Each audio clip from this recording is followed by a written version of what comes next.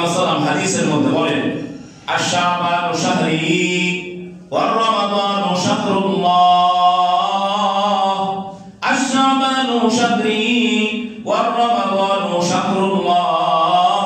শাবান হলো আমার মাস আর রমাদান হলো আমার রব আল্লাহর মাস। সুবহানাল্লাহ।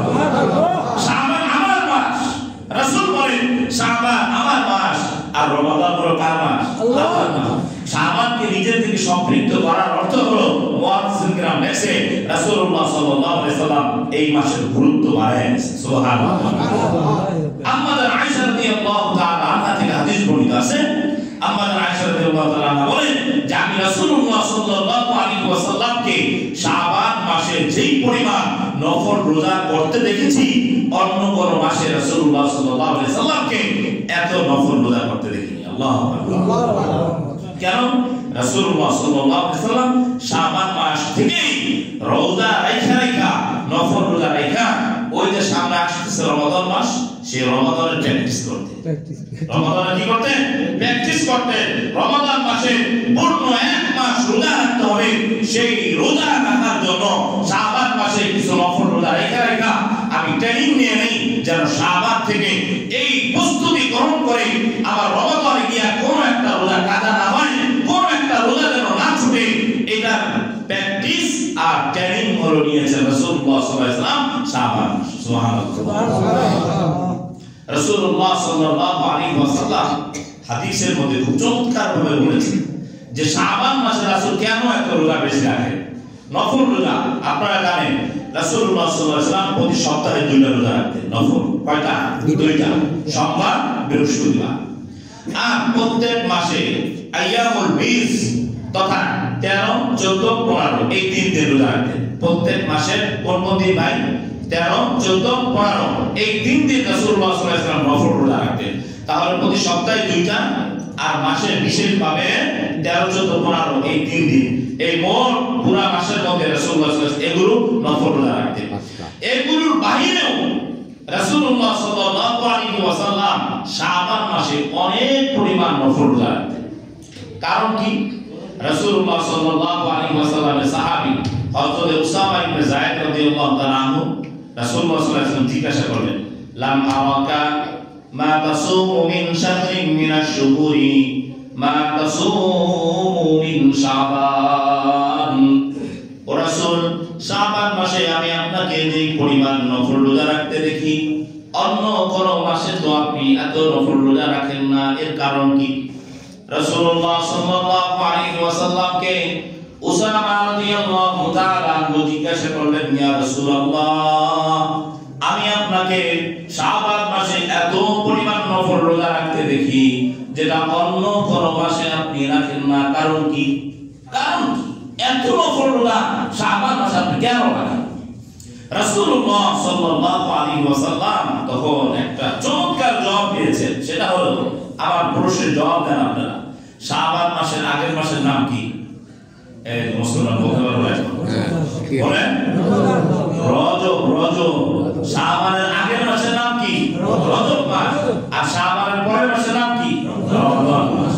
মুহতারাম হাজিরিন, কোরআনে কারীমের ভাষায়, কোরআনে কারীমের মধ্যে 4টা আশহুরে হুরুম, 4টা সম্মানিত মাস আছে, তার মধ্যে একটা মাসের নাম হলো রজব মাস, যেটা শাবানের আগের মাস গেছে।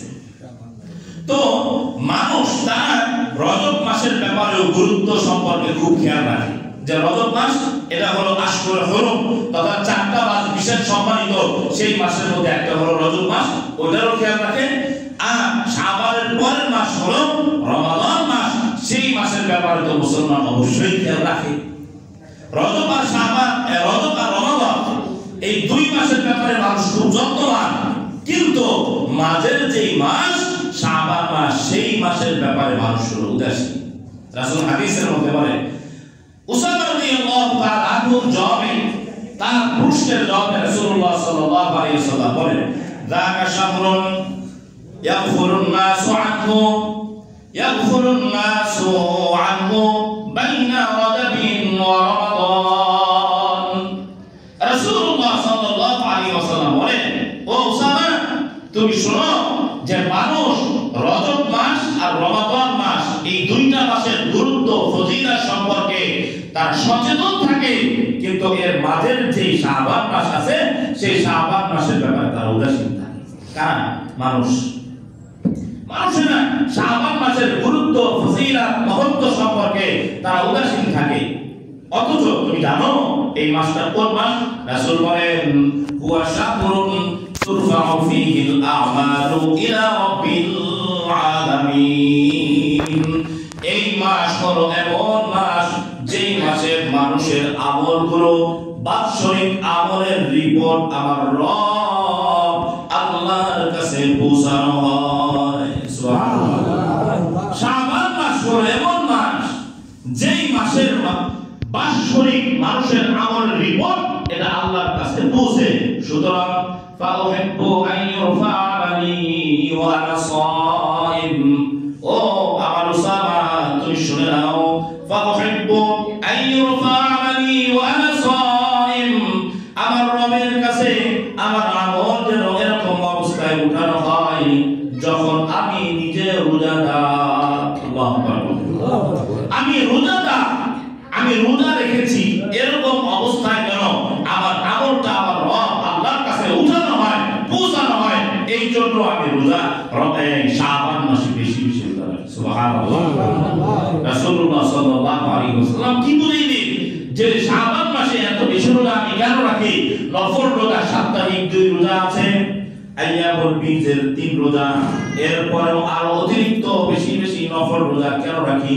কারণ শাবান মাসে সারা বছরের আমলগুলোর রিপোর্ট আল্লাহর কাছে পৌঁছানো হয়। আগে রোজা এই জন্য রাখি যেন আমার রব আল্লাহর কাছে আমার আমলটা এমন অবস্থায় পৌঁছানো হয় যখন আমি নিজে রোজাদার। আল্লাহু আকবার। আমি যেন রোজাদার এরকম অবস্থায় যেন আমার আমলটা আল্লাহর কাছে পৌঁছানো হয়। সুবহানাল্লাহ। এই জন্য আমি বেশি রোজা রাখি। মুহতারাম হাজরিন, তাহলে শাবান মাসের ব্যাপারে শাবান মাসের গুরুত্ব, ফজিলত কম না বেশি? বেশি। বলেন কম না বেশি? অনেক অনেক বেশি।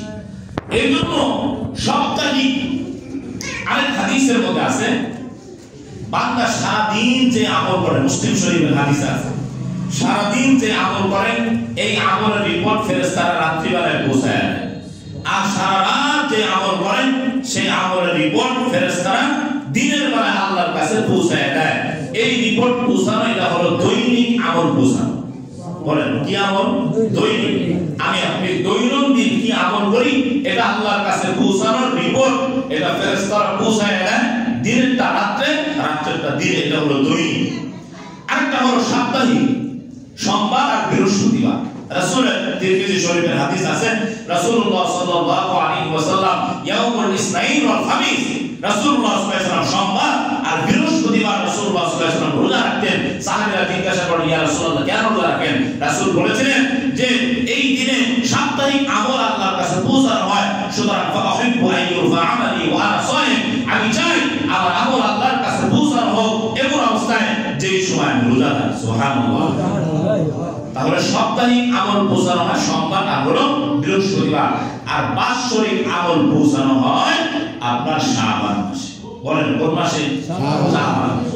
শাবান মাসে সারা বছর আমরা কি আমল করি এই আমলগুলো আল্লাহর কাছে পৌঁছানো হয়, ফেরেশতারা পৌঁছায় দেয়।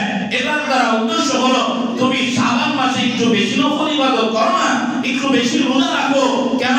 আল্লাহর কাছে যখন তোমার আমলটা বুঝবে, যখন আল্লাহ দেখবে ওরে আমার একটা সিফাত হলো খানা না খাওয়া, আমার একটা সিফাত হলো পানি পান না করা, আমার একটা সিফাত হলো স্ত্রীর সহবাস না করা, আমার বান্দা রোজা রাখা এই 3 সিফাত থেকে মুক্ত থাকতেছে, খাইতেছে না, পান করতেছে না, স্ত্রীর সহবাস করতেছে না, আমার বান্দা আমার সিফাত ধারণ করেছে।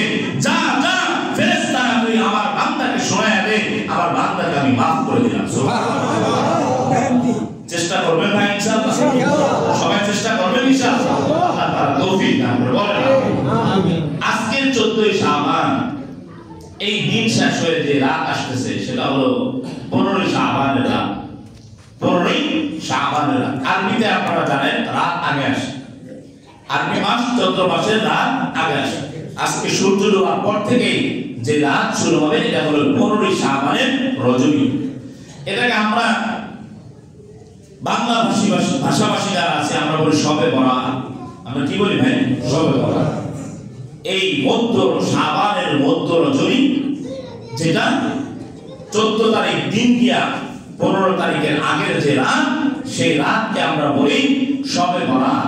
মূলত শব এটা একটা ফার্সি শব্দ, এর অর্থ হলো রাত, আর বরাত এটা একটা আরবি শব্দ, এর অর্থ হলো মুক্তি। মিলায় যদি অর্থ করি শবে বরাত, এর অর্থ হলো মুক্তির রাত। বলেন এর অর্থ কি ভাই? মুক্তির রাত, মুক্তির রজনী। আসলে এটা ফার্সি আরবি শব্দ যেভাবে হোক এটা প্রচলন হয়ে গেছে। আমরা বাংলায় এখন শবে বরাত সম্পর্কেই জানি, বাংলায় শবে বরাতই বলি। কিন্তু হাদিস শরীফের মধ্যে এই শবে বরাতকে লাইলাতুম মিন নিসফি শাবান, শাবান মাসের মধ্য রজনী, লাইলাতুম মিন নিসফি শাবান বলে নামকরণ করা হয়েছে। লাইলাতুম মিন নিসফি শাবান, শাবান মাসের মধ্য রজনী, আগের পরের মাঝের যেই রাত, সেই রাতটাকে লাইলাতুল মিন নিসফি শাবান, শাবানের মধ্য রজনী রাসূলুল্লাহ সাল্লাল্লাহু আলাইহি ওয়াসাল্লাম হাদিসের মধ্যে বলেছেন। মুহতারাম হাজিরিন, এই সম্পর্কে একটা হাদিস পড়ে আমি শেষ করে দিব, সময় হবে না। রাত্রে যদি আলোচনা করার সুযোগ হয়, যারা এখানে আছেন আসবেন ইনশাআল্লাহ। ইশারার পরে দু চারটা কথা বলা হবে ইনশাআল্লাহ। মুহতারাম হাজিরিন, আমাদের সমাজের মধ্যে এই শবে বরাত সম্পর্কে কিছু মানুষ বাড়াবাড়ি করেন আর কিছু মানুষ ছাড়াছাড়ি করেন। কেউ শবে বরাত নিয়ে অনেক বাড়াবাড়িতে আছে, কেউ আবার শবে বরাত একেবারে ছাইড়ে দিয়েছে। কিছু মানুষ এরকম আছে যারা বলে শবে বরাত বলতে কিছু নাই, নাউজুবিল্লাহ, শবে বরাত বলতে কিছু নাই। হ্যাঁ, আমরা বলি যে শবে বরাত এই নামে তো কিছু নাই, কিন্তু আপনি যদি একটু পড়াশোনা করেন তাহলে দেখবেন শবে বরাত এই শব্দে না থাকলেও লাইলাতুম মিন নিসফি শাবান, শাবান মাসের মধ্য রজনী এই নামে হাদিস শরীফে আছে। আল্লাহু আকবার, হাদিসে আছে।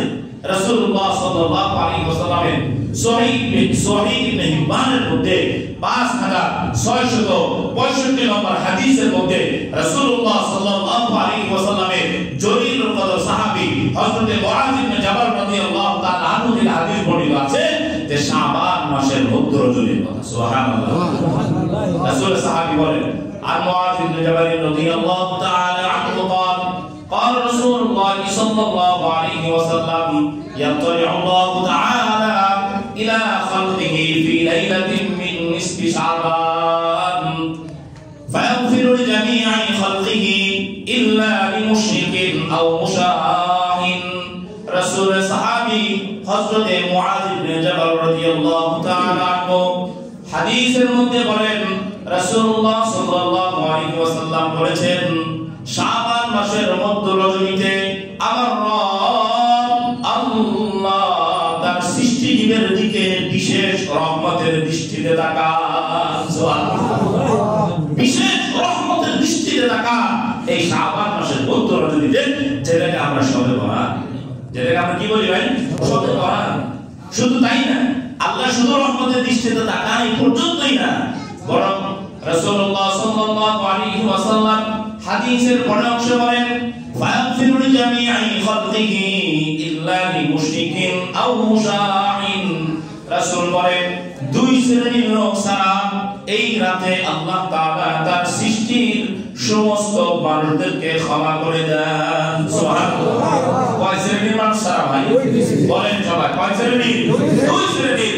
এক নাম্বার হলো মুশরিক, যারা বড় মুশরিক তাদেরকে এই রাতে আল্লাহ তাআলা ক্ষমা করেন না। মুশরিক কি জানেন আপনারা? এটা শিরক সম্পর্কে আলোচনা আর সময় হবে ইনশাআল্লাহ। মুশরিক যে আল্লাহর সাথে শিরিক করে, আল্লাহর জাতের সাথে শিরিক করে, আল্লাহর সিফাতের সাথে গুণের সাথে যারা শিরিক করে, এই মুশরিক যারা আছে তাদেরকে আল্লাহ তাআলা এই রাতে ক্ষমা করেন না। নাউজুবিল্লাহ। এবং আও মুশাহিদিন, যারা এক মুসলমান ভাই আরেক মুসলমান ভাইয়ের প্রতি যদি অন্যায়ভাবে বিদ্বেষ পোষণ করে, হিংসা রাখে, শত্রুতা রাখে, বিদ্বেষ রাখে, তাহলে সেই ব্যক্তিকেও আল্লাহ তাআলা ক্ষমা করেন না। নাউজুবিল্লাহ। কয় ব্যক্তি ভাই? দুই ব্যক্তিকে আল্লাহ তাআলা এই রাতে ক্ষমা করেন না। এক নম্বর হলো মুশরিক যে আল্লাহর সাথে শিরিক করে, দুই নম্বর হলো যে অন্য মুসলমান ভাইয়ের প্রতি অন্যায়ভাবে বিদ্বেষ পোষণ করে, শত্রুতা রাখে, এই সমস্ত দুই লোককে আল্লাহ তাআলা এই রজনীতে ক্ষমা করেন না, আর বাকি সমস্ত সৃষ্টিকে আল্লাহ তাআলা ক্ষমা করে দেন। সুবহানাল্লাহ। তাহলে শবে বরাতের ফজিলত আছে না নাই? আছে। সবার কাছে আছে না নাই? আছে। এখন বড় ভাই যদি বলে যে শবে বরাত বলতে ইসলামে কিছু নাই, তার কথা ঠিক না ভুল? ভুল। জোরে বল, ভুল না ঠিক? ভুল। এটা এই জাদা পড়া যাবে না। হ্যাঁ, এরকম কিন্তু ইন্টারনেটের যুগ, এখন মোবাইলের মধ্যে মানুষ অনেক ভিডিও এগুলো শুনতে থাকে। দেখবেন কি কিছু কিছু ভাইয়েরা আছে, তারা বলতেছে যে শবে বরাত বলতে ইসলামে কিছু নাই। আছে, আছে কি না ভাই? আমি স্পষ্ট কোরআনে হাদিসের রেফারেন্স দিয়ে আমি আপনাদেরকে বললাম। মুহতারাম হাজিরিন, খেয়াল করা চাই, আরেক শ্রেণীর ভাই আছে যারা এই শবে বরাত আছে স্বীকার করে শবে বরাতের সাথে অনেক বাড়াবাড়ি করে। অনেক কি করে ভাই? বাড়াবাড়ি করে। বাড়াবাড়ি কি? শবে বরাতের বাড়াবাড়ির মধ্যে তারা বলে শবে বরাত হলো এমন রজনী, সেই রজনীতে আলাদা গোসলের ফজিলত আছে, 12 রাকাত নামাজ আছে, কবর জিয়ারত আছে, মসজিদে আপনার আলোকসজ্জা করতে হবে, ঝাড়বাতি লাগাইতে হবে, বিশেষ করে হালুয়া রুটির আয়োজন করতে হবে। নাউজুবিল্লাহ বলে কি করতে হবে ভাই? হালুয়া রুটির আয়োজন। এগুলো সব না, এগুলো ইসলামে নাই। এগুলো এই শবে বরাত আছে এটা আমরা বলি, কিন্তু শবে বরাত নিয়ে আপনি বাড়াবাড়ি করবেন সেটার সুযোগ ইসলামে রাখে নাই। তাহলে শবে বরাতের রাত্রে কোন ব্যক্তি যদি গোসল করে, তাহলে গোসল করার পরে ওই প্রত্যেক গোসলের প্রত্যেক ফোঁটায় ফোঁটায় তার একটা করে গুনাহ মাফ হয়। এই কথাটা ভুল না সঠিক? ভুল। এই কথাটা কি ভাই? ভুল। কেউ আবার সঠিক মনে করেন না, সুবহানাল্লাহ বললেন না। এই কথাটা কি ভুল? এটা আপনি যদি আপনি গোসল করেন সেটা করেন, নিষেধ নাই। আপনার গোসলের হাজাত হয়েছে, জরুরত হয়েছে, আপনার গোসলের প্রয়োজন, গোসল করেন, সমস্যা নেই। কিন্তু এটা শবে বরাতের একটা আমলের মধ্যে গণ্য করা, গোসল করলে প্রত্যেক ফোঁটায় ফোঁটায় গুনাহ মাফ হবে, এই বিশ্বাস রেখে যদি আপনি গোসল করেন তাহলে সেটা হবে বিদআত, সেটা হবে গুনাহ। আমল করবেন নি? উল্টা বলা। এই আমল করবেন নি? না। দুই নাম্বার হলো, অনেকেই বলে যে শবে বরাতে এই রজনীতে বিশেষ 12 রাকাত নামাজ আছে, যে নামাজ বিশেষ সূরা দিয়ে পড়তে হবে। শবে বরাতের নামাজ হলো 12 রাকাত। এটা শুনছেন নি আপনারা? শুনছেন? এটা কিন্তু মানুষ বলে, আসলে শবে বরাত নির্ধারিত কোনো নামাজ নাই। বলেন, বরাতের রাতে কোনো নির্ধারিত নামাজ নাই, শবে বরাতের নামে নির্ধারিত কোনো নামাজ নাই। এই 12 রাকাত নামাজ পড়তে হবে এই সূরা দিয়া, এটাও বিদআত, এটা করা যাবে না। এরপরে আসেন হালুয়া রুটির আয়োজন। মা বোনদের একটা বিশ্বাস হলো যে এই রজনীতে যে যত পরিমাণ হালুয়া রুটি বানাইতে পারবে, মানুষের খাওয়াইতে পারবে, সারা বছর তার এরকম রিজিকের বরকত হয়ে যাবে। নাউজুবিল্লাহ। এটাও ভুল, বিদআত, এগুলো করা যাবে না। এমনি ভাবে এই যে আমি আজকে রাত্রেও শুনে আসলাম, আমার বাড়ি তো একেবারে পদ্মা সেতুর হাইওয়ে রোডের পাশে। ওই রাত্রিবেলায় দেখি দল ভরা বাস যাচ্ছে, আর বাবার দরবারে এই আসরা পশ্চিম দিকে বাবার দরবারে ডেক্সেট আর গজলে গান বাজাইতে বাজাইতে শবে বরাত আজকে, এইজন্য গান বাজাইতে বাজাইতে পশ্চিম দিকে যাইতেছে। নাউজুবিল্লাহ। এগুলো তো যাবেন না আপনারা? না। যাবেন? কোন খাজা বাবা, কোন বাবা, কোন পীরের দরবারে শবে বরাতের বিশেষ ফজিলতের জন্য সেখানে যাইতে হবে, ঢোল নগর বাজাইতে হবে, মসজিদ সাজাইতে হবে, মসজিদ ঝাড়বাতি দিয়ে সাজাইতে হবে, আলোকসজ্জা করতে হবে, আতশবাজি বাজাইতে হবে, এগুলো সম্পূর্ণ বিদআত, ইসলামের এর কোন অংশ নাই। এগুলো করবেন ভাই? আল্লাহ তাআলা আমাদেরকে বেঁচে থাকার তৌফিক দান করেন। এক মিনিটে আমি আপনাদেরকে বলে দিব, তাহলে এই রজনীতে আমরা কি করব? হুজুর তো বলেন কিছুই নাই, তো কি করব? ঘুমাবো? হ্যাঁ, ঠিক না। এই রাতে ঘুমাবেন কেন? যেখানে রাসূলুল্লাহ সাল্লাল্লাহু আলাইহি ওয়াসাল্লাম হাদিসের মধ্যে বলেছেন, আল্লাহ রাব্বুল আলামিন এই রজনীতে দুই শ্রেণীর লোক ছাড়া সবাইকে ক্ষমা করে দেয়। এই ক্ষমার ভাগীদার হওয়ার জন্য আমরা কি ঘুমাবো না জাগ্রত থাকবো? বলেন সবাই, ঘুমাবো না জাগ্রত থাকবো? এখন জাগ্রত থাইকা কি ইবাদত করব? নির্ধারিত কোনো ইবাদত বর্ণিত নাই। ইজতিমাই ভাবে সবাই মিলে একসাথে কোনো ইবাদত বর্ণিত নাই। সমস্ত ইবাদত ইনফিরাদি, একাকী। আমি নফল নামাজ পড়তে পারি, বলেন কি পড়তে পারি? নফল নামাজ পড়তে পারি। আমি উমরি কাজা আমার জীবনে অনেক নামাজ কাজা আছে, সেই কাজা নামাজগুলো আমি উঠাইতে পারি, কাজা নামাজ আদায় করতে পারি। 2 নাম্বার। 3 নাম্বার, তেলাওয়াতুল কোরআন, কোরআনে কারীমের তেলাওয়াত করতে পারি। 4 নাম্বার, আফজালু যিকরি লা ইলাহা ইল্লাল্লাহ। আল্লাহর রাসূল সাল্লাল্লাহু আলাইহি ওয়াসাল্লাম হাদিসের মধ্যে বলেছেন সর্বোত্তম জিকির হলো লা ইলাহা ইল্লাল্লাহ। লা ইলাহা ইল্লাল্লাহ সহ অন্যান্য যে সমস্ত তাসবিহ আছে, তাহলিল আছে, সেই তাসবিহ তাহলিল করবেন, জিকির করবেন। 4 নাম্বার কি ভাই? জিকির। 5 নাম্বার হলো রুকু সিজদা, এগুলো করবেন। 6 নাম্বার হলো গুনাহ মাফের জন্য আল্লাহর কাছে তওবা করে মাফ চাইবেন। এটা কয় নাম্বার? 6 নাম্বার। এখন আসেন, কেউ কেউ বলে হুজুর শবে বরাতের পরের দিন যে রোজা রাখার কথা আছে, শবে বরাতের নির্ধারিত শবে বরাতেরই রোজা, এটা ইসলামে নেই। কিন্তু আপনি যদি নফল রোজা রাখতে চান কোনো বাধা নেই, সমস্যা নেই। কেন? রাসূলুল্লাহ সাল্লাল্লাহু আলাইহি ওয়াসাল্লাম আইয়ামুল বীজ তথা প্রতি মাসের 3 দিন রোজা রাখতেন, 13, 14, 15। হাদিস থেকে আমি আপনাদেরকে শুনিয়েছি 13, 14, 15। আপনি শবে বরাতের জন্য একটা রোজা রাখা, আপনি এটাই শবে বরাতের রোজা, এটা বলার ইসলামের সুযোগ নাই। আপনি রোজা যদি রাখতে চান তাহলে 15 তারিখ এটা ওই 3 দিনের মধ্যে আসে না নাই ভাই? বলেন 3 দিনের মধ্যে আসে না নাই? 13, 14, 15 আসে না? তাহলে আজকে রাতে আপনি যদি সিহরি খাইয়া যদি পরের দিন রোজা রাখেন, ওই 3 দিনের একদিন ধরে নফল রোজা রাখতে পারবেন, কোনো সমস্যা নাই। কিন্তু এটা সবে বরাতেরই রোজা, এটা যদি মনে করে করেন তাহলে রোজা, তাহলে সেটা ঠিক হবে, সেটা বিদআত বলে গণ্য হবে। আর রোজা একটা রাখবেন কেন? উচিত হলো 3টাই রাখা। উচিত হলো কয়টা রাখা? 3টা। রাসূল সাল্লাল্লাহু আলাইহি ওয়াসাল্লাম 13, 14, 15 3 দিন রোজা রাখছে। তাহলে সবে বরাতের যদি একটা রোজা আমি নির্ধারণ করে দেই, বাকি 2টা বাদ হয়ে যায় না? তাহলে একটা না 3টা রাখবো? 3টা রাখবো। এটা সবে বরাতের নামে না, এই রোজা আমি রাখবো। আমার রাসূলুল্লাহ সাল্লাল্লাহু আলাইহি ওয়াসাল্লাম তিনি প্রতি মাসে 3টা করে 13, 14, 15 তারিখে রোজা রাখছেন, সেই হিসাবে আমি রোজা রাখতে পারি, কোনো সমস্যা নাই। আল্লাহ তাআলা আমাদের সহি কথাগুলো বুঝে এর উপর আমল করার তৌফিক দান করুন। আমিন। ওয়া আখিরু দাওয়ানা আলহামদুলিল্লাহি রাব্বিল আলামিন। আমিন।